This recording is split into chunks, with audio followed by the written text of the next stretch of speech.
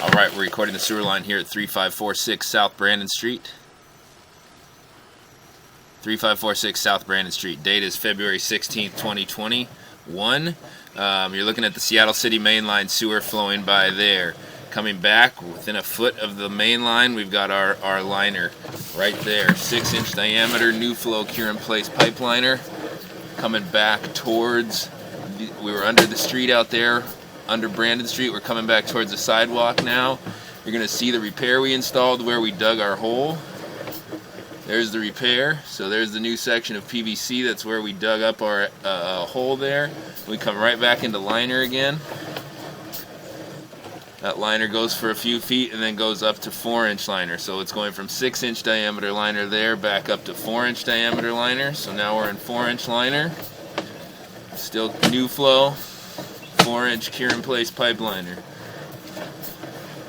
This was originally an old clay line that's now been completely relined.